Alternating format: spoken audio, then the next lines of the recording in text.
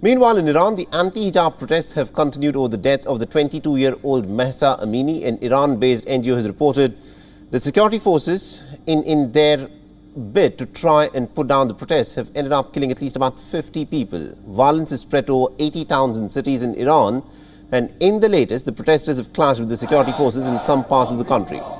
They set large billboards on fire with the image of Iran's Supreme Leader Ayatollah Ali Khamenei.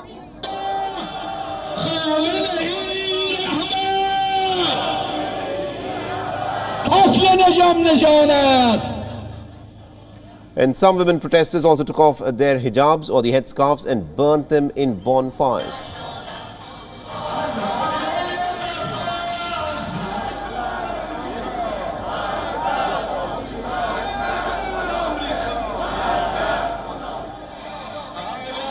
Now, on the other hand, thousands of people rallied in Iran's capital, Tehran, in support of the government. They waved the Iranian flags and also chanted that they completely support the government and also their supreme leader. They also demonstrated against the United States and the Israelis.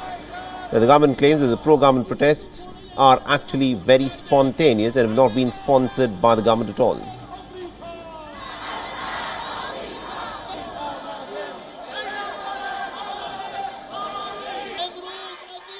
این سری هم مثل دفعات قبلی با شکوه‌تر حضور پیدا کردن و نشون میده که این مردم پشتیبان نظام و ولایت فقیهشون هستن و با این تعرضات کوچیک، با این شلوغکاری‌های کوچیک. Now, the United Nations Secretary General also made an appeal to Iran's security forces. He's asked them to refrain from using unnecessary and disproportionate force against the anti-government protesters and also the people who are essentially asking for justice for Mahsa Amini, who was killed after she was detained by the morality police in Iran. We call on security forces to refrain from using unnecessary and disproportionate force and appeal to all to exercise restraint to avoid further escalation. And I would add, we call on the authorities to respect the rights and freedom of expression, peaceful assembly and association. And we also call on the authorities to respect women's rights and to take further steps to eliminate forms of discrimination against women and girls and implement effective measures to protect them from their human rights violations in accordance with international standards. And lastly, I would also reiterate the call from the High Commissioner for Human Rights on the need for impartial and effective investigation into the death of Mahsa Amini's death. Now, amidst the protest, the Iranian government has imposed some pretty tough restrictions on the use of internet. Meanwhile, the US Secretary of State Anthony Blinken has said that these restrictions actually show that the Iranian government is afraid of its own people.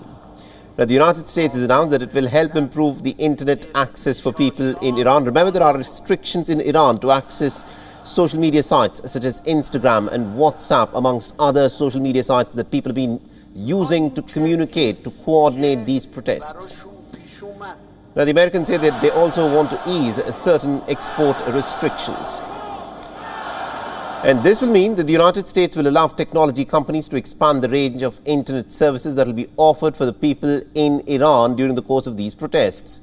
Now, this, of course, will allow the Iranian people to access essential software such as antivirus tools and also video conferencing services, besides a whole host of other tools that they can use to coordinate these protests. And this, of course, is going to be helped by the Americans. Now, the US Treasury has also said that the move will counter the Iranian government's attempts to try and censor its own people and impose internet restrictions. Now, in response to this announcement, Elon Musk has said that he would activate his satellite internet firm Starlink to provide internet services to the Iranian people. Now, Starlink provides internet services via a huge network of satellites. It is aimed at people who live in remote areas without access to high-speed internet. However, US officials say that the updated license does not cover hardware companies, but Starlink and others are welcome to apply for permission to the Treasury to do this.